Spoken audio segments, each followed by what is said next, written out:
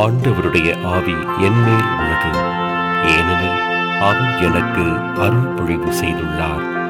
ஏழைகளுக்கு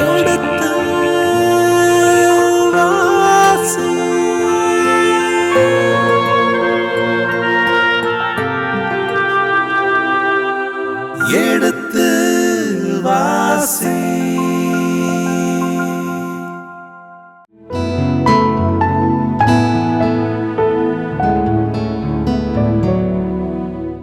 கடந்த பகுதியின் தொடர்ச்சியை இன்று தொடர்கின்றோம்.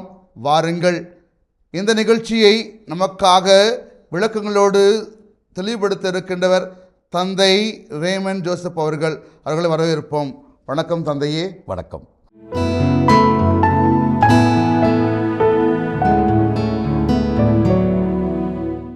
உன் தந்தை தாவீதின் கடவுளாகிய ஆண்டவர் கூறுவது இதுவே. மீண்டும் அந்த வரலாற்று பின்னணியை அவர் நினைவுபடுத்துகிறார். உன் தந்தை தாவீதின் கடவுளாகிய ஆண்டவர். நான் யாருடைய கடவுள்? உன் தந்தை, உன் பாரம்பரியம் இருக்கிறது. எசேக்கியா யாருடைய டினஸ்டி, எந்த பாரம்பரியத்தில் வருகிறவன்? தாவீது பாரம்பரியத்தில் வருகிறவன், தாவீது குடும்பத்தில் வருகிறவன். அதனால் உன் தந்தை தாவீதினுடைய கடவுள் நான் இப்போ உனக்கு சொல்கிறேன். நான் யாரோ இல்லை. இதுவரை உனக்கு முன்னால் வாழ்ந்தவர்கள், மன்னர்கள், அவங்கெல்லாம் என்னை மறந்துட்டாங்க. தாவீதுக்கு பின்னால் வந்தவர்கள் எல்லாருமே என்னை மறந்து வேற்று தெய்வங்களை வழிபட்டு இருக்கிறார்கள். இப்போ நீ வந்திருக்கிற உன்னுடைய தந்தையாகிய ஆகாசு கூட எங்கிருந்து அவன் கட்டுமான திட்டத்தையே, கோவிலுக்கு சில கட்டுமான திட்டத்தை எங்கேருந்து கொண்டு வரான்னா சிரியாவிலேருந்து கொண்டு வருகிறான். சிரியா அப்பொழுது அசிரியர்களுடைய கைக்கு வந்து விட்டது. அப்போ அசிரிய மன்னன் சல்மனசார்கிட்ட போய் அவன் திட்டத்தை வாங்கி வருகிறான். சிரியாவில் அழகிய பிரதெய்வ கோவில் ஒன்று இருக்கிறது. அந்த கோவிலுடைய திட்டத்தை கொண்டு வந்து எங்கே செயல்படுத்துகிறான்? எருசலேமில் உள்ள அந்த கோவில் முன்பகுதியில் சில மாற்றங்களை கொண்டு வருகிறான். ஆகாசு செய்த தவறு அது. எனவே உன் தந்தை ஆகாசு என்னுடைய மக்களுடைய தலைவனாக இருந்தாலும் அவன் என்னை கடவுளாக ஏற்றுக்கொள்ளவில்லை. ஆனால் நீ என்னை கடவுளாக ஏற்றுக்கொள்ளுகிறாய். எனவே தான் தாவீதினுடைய கடவுளாகிய நான் பேசுகிறேன் அப்படிங்கிறார். உன் மன்றாட்டை கேட்டேன், உன் கண்ணீரையும் கண்டேன். உன் மன்றாட்டையும் கேட்டேன், உன் கண்ணீரையும் கண்டேன். நீங்கள் பார்த்தீங்கன்னா இதே போல ஒரு வசனத்தை தான் சொல்லும், அழுத்தம் திருத்தமாக சொல்லும். விடுதலை பயணம் ஏறக்குறைய அந்த பார்வோன் இறந்து விடுவான். பார்வோன் இறந்த பிறகு புதிய மன்னன் ஒருவன் வந்துடுவான். அப்போ இஸ்ராயல் மக்கள் எல்லாம் அப்படியே கதறி அழுவார்கள்.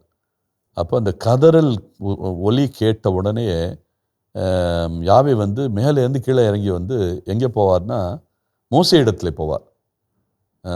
என் மக்களுடைய கதறலை கேட்டேன், உடனே நீ அவங்களை விடுவிக்கணும் அப்படின்னு. விடுதலை பயணம் 2ஆம் அதிகாரம் 23 வாசியுங்கள். இந்த நீண்ட காலத்தில் எகிப்திய மன்னன் இறந்து விட்டான். இஸ்ரேல் மக்களோ அடிமைத்தனத்தினால் அழுது புலம்பினார்கள். அடிமைத்தனத்தினால் அழுது புலம்பினார்கள். அப்படி அழுது புலம்புகின்ற போது என்ன நடக்கிறது? உடனே யாவே கீழே இறங்கி வர்றாரு. மோசே இடத்துல போய் சொல்றாரு, உடனே புறப்படு, அவன் பாலைவனத்தில் இருக்கிறான், உடனே புறப்படு, என் மக்களை விடுவிக்கப்போ. அதனால் எப்பொழுது அழுது புலம்பல் ஏற்படுகிறதோ உடனே யாவே அவர்களை மீட்பதற்கு தயாராக இருக்கிறார் என்பதைத்தான் இது சுட்டி காட்டுகிறது. எனவே அவனுடைய அழுகுரல் கேட்டேன், கண்ணீரை கண்டேன். தொடர்ந்து இதோ உன்னை குணப்படுத்துவேன், இன்றைக்கு 3ஆம் நாள் நீ ஆண்டவராகி எனது இல்லத்துக்கு செல்வாய். உன்னை குணப்படுத்துவேன். எனவே உத்தரவாதம், அவனுக்கு குணப்படுத்தல் இப்பொழுது உத்தரவாதம் அளிக்கப்படுகிறது. இன்னும் இந்த செய்தி யாருக்கு போகவில்லை? எசேக்கியாவுக்கு போல. இந்த செய்தி யாருக்கு சொல்லப்படுகிறது? ஏசாயாவுக்கு சொல்லப்படுகிறது. நீ போய் சொல்லு, உன்னை நான் குணப்படுத்த போகிறேன் என்று அவனுக்கு சொல்லு. அது மட்டுமல்ல, 3ஆம் நாள் நீ ஆண்டவராகிய என் இல்லத்திற்கு செல்ல வேண்டும். அப்படின்னா என்ன பொருள்? அவன் படுத்த படுக்கையாக இருக்கிறான், மரணப்படுக்கையில் இருக்கிறான். இந்த 3 நாளில் அவன் என்ன பண்ணுவான்? எழுந்து விடுவான். 3 நாளுக்குள் நீ குணமாகி விடுவாய் என்கிற அந்த உத்தரவாதம் கொடுக்கப்படுகிறது. 6ஆம் வசனம், உனது ஆயுளுக்கு இன்னும் 15 ஆண்டுகள் கூட்டுவேன். அத்தோடு முடிக்கல. அடுத்த நோய் குணமாவது மட்டுமல்ல, உனது ஆயுளுக்கு இன்னும் 15 ஆண்டுகள் கூட்டுவேன் அப்படிங்கிறார். அப்படின்னா 15 ஆண்டுகள் அவனுக்கு இறக்க போகிற ஒருவனுக்கு இன்னும் 15 ஆண்டுகள் போனஸாக கிடைக்குது. அவன் இறந்து சமாதியாக வேண்டிய ஒருவனுக்கு போனஸ் என்ன? 15 ஆண்டுகள். உனக்கு 15 ஆண்டுகளை நான் கூட்டி கொடுக்கிறேன், அவனுக்கு கூட்டி கொடுக்கிறேன். எனவே தொடர்ந்து, மேலும் உன்னையும் இந்நகரையும் அசிரிய மன்னனின் கையிலிருந்து விடுவிப்பேன். இன்னொரு வாக்குறுதி. இப்போ வரிசையா வாக்குறுதிகள். ஒன்று, நீ என்னுடைய தாவீது அரசனுடைய பாரம்பரியத்தில் அவனுடைய கவிடத்திலே நீ மன்றாடியதால் முதலாவது உன்னை குணப்படுத்துகிறேன்.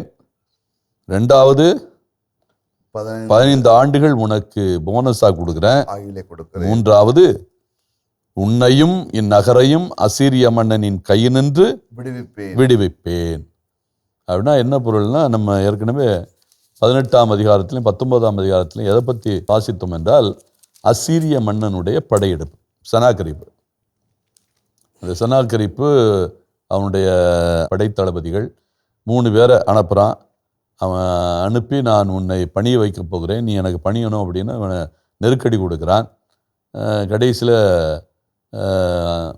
இறைவாக்கினர் ஏசையா மீண்டும் உள்ளே நுழைந்து இவனுக்கு நம்பிக்கை கொடுத்து யாவே இடத்திலே உரையாடி இறுதியில் இவனுக்கு உயிர் பிச்சை அப்பவே கொடுக்குறார். இவனுடைய நாட்டுக்கு உயிர் பிச்சை கொடுக்குறார். அசிரிய மன்னன் திடீரென்று தன்னுடைய நாட்டுக்கு திரும்புகிறான், அங்கேயே இறந்து போகிறான். அதனால அந்த முற்றுகை நிறுத்தப்படுகிறது. இல்லாவிட்டால் அப்பவே அழிந்துடும். ஆனால் இப்பொழுது இந்த பகுதியில் 20ஆம் அதிகாரத்தில் என்ன சொல்லப்படுகிறது என்றால், உன்னுடைய நாட்டையும் உன்னையும் இந்த நகரையும் அசீரிய மன்னனின் கையினின்று விடுவிப்பேன். அப்படின்னா இன்னும் அசீரிய மன்னன் இங்கே வரவே இல்லைன்னு அர்த்தம். அசீரிய மன்னர்கள் அல்லது அசீரிய படையெடுப்பு இன்னும் ஆரம்பிக்கவே இல்லைன்னு அர்த்தம். இந்த நிகழ்ச்சி, இவன் நோயுற்ற நிகழ்ச்சி பின்னால் சொல்லப்பட்டாலும் 20ஆம் அதிகாரத்தில் வந்தாலும் இந்த நிகழ்ச்சி எதற்கு முன்னாலே நடந்திருக்க வேண்டும்? 18, 19ஆம் அதிகாரத்துக்கு முன்னாலே நடந்திருக்க வேண்டும். ஏன்னா 18, 19ஆம் அதிகாரத்தில் என்ன நடக்கிறது என்றால், அசிரியாவினுடைய படையெடுப்பும் முற்றுகையும், எப்படி அந்த சனாக்கரிப்பு ஆளை அனுப்பி அவனை மிரட்டுறாங்க. இறுதியில் மீண்டும் அவர்கள் முற்றுகையை நிறுத்தி கொண்டு நாடு திரும்ப வேண்டிய சூழ்நிலை. அப்போ இது இந்த நிகழ்ச்சிக்கு பிறகுதான், இந்த குணப்படுத்தல் நிகழ்ச்சி பிறகுதான் நடந்திருக்க வேண்டும். அந்த அடிப்படையில் இந்த முற்றுகை நடந்தது 701, கிமு 701. அப்படி என்றால் இவன் நோய்வாய்ப்பட்டது கிமு 702 அல்லது 3ஆகத்தான் இருக்க முடியும். ஒருவேளை அசிரிய மன்னன் படைகளை கொண்டு இவனுடைய நாட்டுக்குள்ளே நுழைந்திருக்கலாம். என்றால் தென்பகுதியிலிருந்து தான் நுழையிறான். லாக்கேஷ் என்கிற இடத்திலிருந்து, அது தென்பகுதியில் இருக்கிறது, யூதா நாட்டில் தென்பகுதியில் இருக்கிறது. அங்கிருந்து கொண்டுதான் இவன் ஒவ்வொரு ஊராக பிடித்து கொண்டு இருக்கிறான். அது நிகழ்ந்திருக்கலாம். ஆனால் எருசலேம் முற்றுகை இவன் நோய்வாய்ப்பட்டிருந்த போது நிகழ்ந்திருக்கக்கூடிய வாய்ப்பு இல்லை. அதன் பிறகுதான் இந்த எருசலேம் முற்றுகை நிகழ்ந்திருக்கலாம். அதன் பிறகு நாம் 18, 19 அதிகாரங்களிலே என்ன விளக்கம் சொன்னோமோ அதுதான் பொருந்தும். எனவே இதில் என்ன நிகழ்ந்திருக்கின்றால், 18ஆம் அதிகாரமாக இருக்க வேண்டிய பகுதி 20ஆம் அதிகாரமாக இருக்கிறது. 20ஆம் அதிகாரமாக இருக்க வேண்டிய பகுதி 18, 19 அதிகாரங்களாக இருக்கிறது. அப்படிதான் நம்ம எடுத்துக்கொள்ள வேண்டும். ஆனால் அதாவது இந்த நோய்வாய்ப்பட்ட நிகழ்ச்சி தான் முன்னே நடந்திருக்க வேண்டும். இந்த அசீரியர்களுடைய படையெடுப்பும் அவர்கள் படைகள் வீழ்த்தப்படுவதும் முற்றுகையிடுவது தடுக்கப்படுவதும், அதாவது முற்றுகை முழுவதுமாக முறியடிக்கப்படுவதும் பின்னாளிலே நடந்திருக்க வேண்டும். அதைத்தான் இந்த 6வது வசனம் தெளிவாக சுட்டி காட்டுகிறது. ஆனால் ஒன்று தெளிவு, அதாவது 3 வாக்குறுதிகள் யாவே ஏசையா வழியாக யாருக்கு கொடுக்கிறார்? எசேக்கியா அரசன் கொடுக்கிறார். ஒன்று, உன்னுடைய நோய் குணமடையும். 2வது, 15 ஆண்டுகள் உனக்கு அதிகப்படி என்று சொல்ல முடியாது, நீ இப்பொழுது இறக்கப் போகிறாய், இன்னும் 15 ஆண்டுகள் வாழ்வாய். அதிகப்படியான ஆண்டுகள் என்று சொல்ல முடியாது. 15. அதிகப்படின்னா ஒரு மனிதன் 80 ஆண்டுகள் வாழ்கிறான், அப்போ நீ 80 ஆண்டுகள் முடிக்கும் போது உனக்கு இன்னும் 15 ஆண்டுகள் நான் அதிகமாக கொடுக்குறேன் அப்படிங்கிறது. ஆனால் இது அப்படி அல்ல. இவன் இறக்கவே போகிறான். அந்த இறப்பிலிருந்து 15 ஆண்டுகள், 39 வயதில் இறக்கப் போகிறான். அப்போ 15 ஆண்டுகளை கூட்டினால் 55 வயது, அவ்வளோதான். அல்லது 54 வயது, 54 வயது, 54 வயது அல்லது 55 வயதுகள் உனக்கு நீ இறக்கப் போகிறாய். அப்போ இவனுக்கு அவன் எப்பொழுது இறக்கப் போகிறான், எந்த வயதில் இறக்கப் போகிறான் என்பதும் தெளிவு. இப்போ 15 ஆண்டுகள் உனக்கு இன்னும் ஒரு வாழ்வதற்கு வாய்ப்பு கொடுக்கிறேன் என்கிற அந்த சூழல் இங்கே சுட்டி காட்டப்படுகிறது. தொடர்ந்து, என் பொருட்டும் என் ஊழியன் தாவீதின் பொருட்டும் இந்நகரை பாதுகாப்பேன் என்று சொல் என்றார். இது எதற்காக என்றால், நீ தாவீதுனுடைய கடவுளை வேண்டியதால். நீ வேற எவனையோ சுக்கையோ மிளகையோ நீ போய் வேண்டினா கிடைச்சிருக்காது. ஒன்றுமில்லாதவர்கள், உதாரணமாக அசரேத்தையோ அல்லது பாகாலையோ அல்லது கனானிய தெய்வமாகிய மொலைக்கையோ இதெல்லாம் வழிபட்டார்கள் அவர்கள். இவர்களை போய் நீ வேண்டியிருந்தால் உனக்கு கிடைச்சிருக்காது. நீ தாவீதின் கடவுளை வேண்டியதால் உனக்கு பாதுகாப்பு கொடுக்கிறேன் என்று உறுதியளிக்கிறார். தொடர்ந்து 7ஆம் வசனம். அப்பொழுது எசையா, ஓர் அத்திப்பழ அடை கொண்டு வாருங்கள் என்றார். அத்திப்பழ அடை கொண்டு வாருங்கள். அதாவது அத்திப்பழ அடை என்பது ஏறக்குறைய அத்திப்பழம் தான். அத்திப்பழத்தை நீங்கள் கொண்டு வாருங்க. அவர்களும் அவ்வாறு கொண்டு வந்து அவர் குணமடையும்படி அதை கட்டியின் மேல் வைத்தார்கள். கட்டியின் மேல் வைத்தார்கள். அப்படின்னா அவருக்கு பழவை கட்டி மாதிரி ஒன்று உருவாயிருக்கிறது. அப்படிதான் நம்ம புரிந்து கொள்ள வேண்டும். அந்த முதல் வசனத்தில் என்ன நோய் என்று குறிப்பிடப்படவில்லை. இந்த நோய்தான் என்கிற குறிப்பு இல்லை. யாவையுடைய தண்டனையாகவும் அதை எடுத்துக்கொள்ள முடியாது. ஆனால் இப்போ அத்திப்பழ அடையை கொண்டு அதை கட்டியின் மேல் வைக்க வேண்டும் என்று சொல்வதனால என்னமாக இருக்க முடியும்? ஒரு பிழவை கட்டி. பிழவை கட்டியும் உயிர் போகின்ற அளவுக்கு இருக்கக்கூடியது. அதுவும் குறிப்பாக முகத்திலோ அல்லது கண்களுக்கு பக்கத்திலோ அல்லது தலையிலோ வந்தால் அது அதுவும் நெஞ்ச பகுதி இங்கெல்லாம் பிழவை கட்டி வந்தால் அது உயிருக்கே ஆபத்தானது. என்றால் எல்லாமே முக்கியமான பகுதிகள். அது மூளையாக இருக்கலாம், அல்லது இங்கே கண்ணாக இருக்கலாம், அல்லது நெஞ்சாக இருக்கலாம், இதயத்தை நோக்கி இருக்கிறது. ஸோ இதெல்லாம் மிக முக்கியமான பகுதிகள். இப்போ கால் கையில் வந்தால் கூட அது ஒருவேளை காலுக்கு இழப்பை ஏற்படுத்தலாம் அல்லது கைக்கு இழப்பை ஏற்படுத்தலாம். ஆனால் கண்ணுக்கு நெருக்கம் என்றாலே தலைக்கு பக்கத்தில் இருக்கிறது என்ற பொருள். சில சமயங்களில் பின்பகுதியில் வரக்கூடிய வாய்ப்பு இருக்குது. இவையெல்லாம் மூளையை பாதிக்கக்கூடிய பகுதிகள். அப்போ இதெல்லாம் மிக கொடிய நோய் மட்டுமல்ல, உயிரையே எடுக்கக்கூடிய நோயாக மாறிவிடும். அதனால் இந்த குறிப்பு இருப்பதனால கட்டியின் மேல் வைக்க வேண்டும் அந்த அத்திப்பழத்தை என்று சொல்லப்படுவதனால அது பிழவை கட்டியாகத்தான் இருக்க வேண்டும். ஆனால் இங்கே அத்திப்பழ அடையை வைக்க வேண்டும் என்றால் என்ன பொருள்?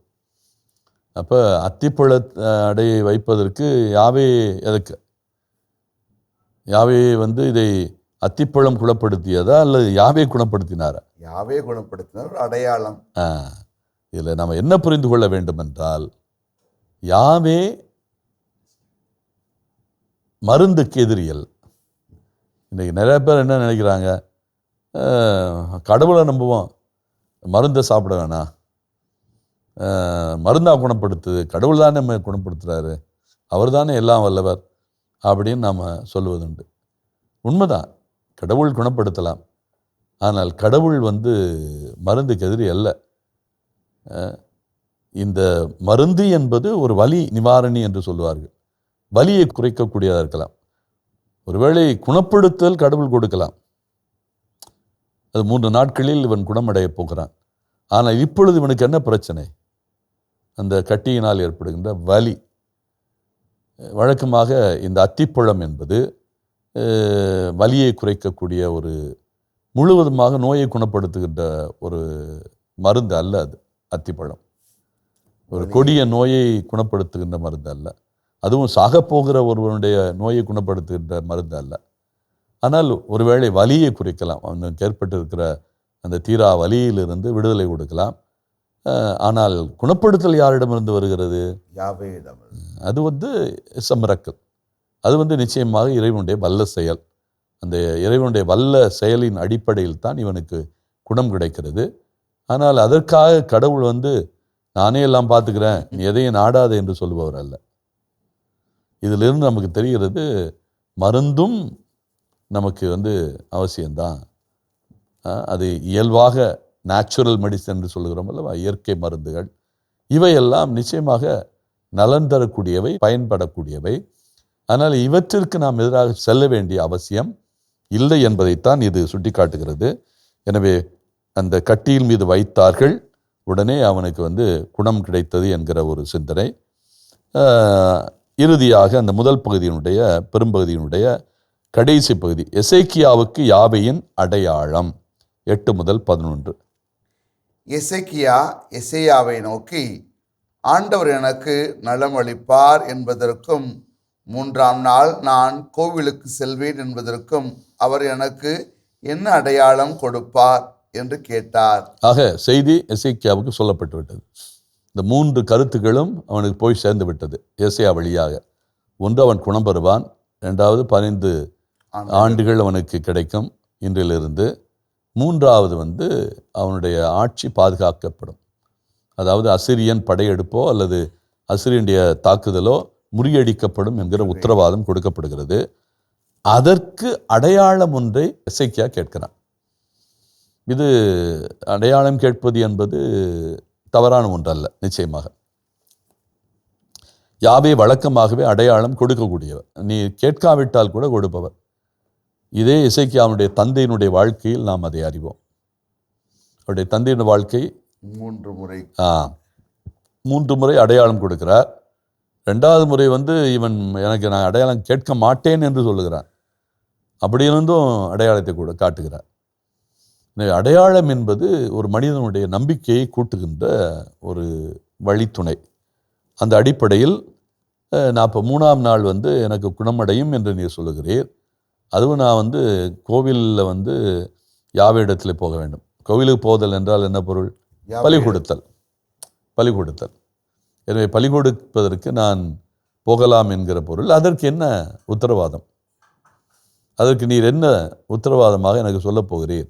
அதற்கு என்ன அடையாளம் இருக்கிறது என்பது அங்கே கேட்கப்படுகிறது. 9ஆம் வசனம், அதற்கு எசேயா, ஆண்டவர் தாம் தந்த வாக்குறுதியை நிறைவேற்றுவார் என்பதை காட்ட அவர் உமக்கு கொடுக்கும் அடையாளமாவது. அடையாளத்தை இப்பொழுது சொல்ல, அதாவது எசேயாவும் ஆண்டவர் அடையாளம் கொடுக்க மாட்டார், நீ ஆண்டவரை சோதிக்கிறாய், நீ ஆண்டவர் மீது நம்பிக்கை வைக்கவில்லை என்று சொல்லவில்லை. அவரும் சொல்கிறார், உனக்கு ஒரு அடையாளம் நிச்சயமாக காட்டுவார், அவர் சொன்னது எல்லாம் நடக்கும் என்பதற்கான அடையாளம் இதுதான் என்று சொல்லி ஒரு அடையாளத்தை சொல்கிறார். என்ன அடையாளம்? இப்பொழுது நிழல் 10 பாகை முன்னோக்கி போக வேண்டுமா, பின்னோக்கி வர வேண்டுமா என்று கேட்டார். ஆக 2 வாய்ப்புகள் கொடுக்கப்படுகிறது. ஒன்று, உனக்கு நிழல், ஒரு மனிதனுடைய நிழல் இருக்கிறது. அப்போ அந்த நிழல் அல்லது மனித நிழல் எந்த நிழலாக இருந்தாலும் சரி, இப்போ நிழல் முன்னால் போகுதுன்னா என்ன அர்த்தம்? காலம் கடந்து போகிறது என்ற பொருள். நிலம் பின்னோக்கி போகிறது, நிழல் பின்னோக்கி போகிறது என்றால் நம்ம சில சமயங்களில் ஆகும் ஒரு நிழல் படத்தை காமிச்சு அது அப்படியே முன்காலத்தில் நடந்தது இது அப்படின்னு சொல்லுவோம். அப்போ நிழல் பின்னோக்கி போவது எதை காட்டுகிறது? இன்னும் காலத்தை பின்னுக்கு தள்ளுவதை சுட்டி காட்டுகிறது. இப்போ நிழல் பின்னுக்கு போவது ஒரு மனிதனுடைய காலத்தை பின்னோக்கி தள்ளுவதற்கு சமமாகிறது. நிழல் முன்னோக்கி செல்வது ஒரு மனிதனுடைய வாழ்க்கையை முன்னோக்கி செல்வதற்கு சூழலை உருவாக்குகிறது. அப்போ அப்படின்னா என்ன அர்த்தம்னா, நீ உனக்கு காலங்கள் குறைய வேண்டுமா, காலங்கள் கூட வேண்டுமா? பின்னோக்கி செல்வது என்பது காலங்கள் கூடுதல், முன்னோக்கி செல்வது என்பது காலங்கள் குறைவது. அதான் பொருள். உனக்கு காலம் குறையணுமா கூடணுமா என்கிற அந்த வினாவை எழுப்புகிறார். அதற்கு எசேக்கியா 10ஆம் வசனம், அதற்கு எசேக்கியா, நிழல் 10 பாகை முன்னோக்கி போவது எளிது, எனவே நிழல் 10 பாகை பின்னோக்கி வர வேண்டும் என்றார். இதில் என்ன ஒரு குழப்பம் என்னவென்றால், நிழல் 10 பாகை முன்னோக்கி போவது எளிது அப்படிங்கிறாரு, பின்னோக்கி போவது எளிது அல்ல என்பது பொருள். யாவேக்கு பின்னோக்கி போவதும் முன்னோக்கி போவதும் ஒன்றுதான். அவருக்கு எல்லாமே எளிதுதான். ஒருவேளை அவன் தன்னை மனதில் வைத்து பேசியிருக்கலாம். தன்னை பொறுத்த மட்டில் முன்னோக்கி போவது எளிதானால் பின்னோக்கி போவது கடினம் என்று அவன் நினைத்ததை குறிப்பிட்டிருக்கலாம். அதனால் நான் பின்னோக்கி போகவே விலகிறேன் என்று சொல்லியிருக்கலாம். ஆனால் இங்கே பின்னோக்கி போவது என்பது எனக்கு இன்னும் கொஞ்சம் காலங்கள் வேண்டும். முன்னோக்கி போய்விட்டான் என்றால் நான் சீக்கிரம் இறந்து போயிடுவேன் அப்படிங்கிற அந்த அடிப்படையில் அவன் தன்னுடைய நிழல் பின்னோக்கி தள்ளப்பட வேண்டும். தனக்கு இன்னும் காலங்கள் வேண்டும். நான் இன்னும் சிறுபிள்ளையாக போகணும். இப்போ சிறுபிள்ளையாக போனால் தான் என்ன ஆக முடியும்? இன்னும் கொஞ்சம் காலங்கள் வாழ முடியும். அதனால் நான் முன்னோக்கி போனேன் என்றால் நான் வயதாகி போயிடும். நான் வயதாகிவிட்டால் என்னால் நடக்கக்கூட முடியாது, எனக்கு பணியாற்ற முடியாது. அதனால் நான் என்னுடைய அந்த இளமை காலத்திலிருந்தே தொடங்குகிறேன். என்னுடைய முதுமை காலத்திலிருந்து நான் தொடங்க விரும்பவில்லை. அதான் பொருள். முதுமை காலத்திலிருந்து ஒரு 15 ஆண்டுகள் போவேன் என்றால் அப்புறம் நான் கம்பு பிடிக்கணும். அது நான் பின்னோக்கி போவேன் என்றால் இன்னும் நான் உடல் வலிமையோடு உடல் ஆற்றலோடு செயல்படக்கூடிய வாய்ப்பு இருக்கிறது. அதனால் நான் இளமையாக போய் மீண்டும் ஒரு 15 ஆண்டுகள் வருகிறேன் என்கிற அந்த ஒரு சூழலாக இருக்க வேண்டும். இதன் தொடர்ச்சியை அடுத்த பகுதியிலே தொடர்வோம். அதுவரை இணைந்திருங்கள். இயேசுவுக்கே புகழ், இயேசுவுக்கே நன்றி, மரியே வாழ்க. எசேக்கியாவை மீண்டும் இளமை காலத்துக்கு, அவனுக்கு இப்போ 39 வயதானா அவனை எங்கே தள்ளுறாரு? 10 பாதகை என்றால் 10 டிகிரி. இதில் இருக்கிற அந்த 4 பகுதிகளும் சிறு பகுதிகளும் முடிகிறது. இதில் எசேக்கியா நோயிலிருந்து குணம் பெறுவது நமக்கு சுட்டி காட்டப்படுகிறது 11 வசனங்களில். எசேக்கியாவுக்கு அவனுடைய வாக்கு, எசேக்கியா இறைவனை வேண்டுதல்,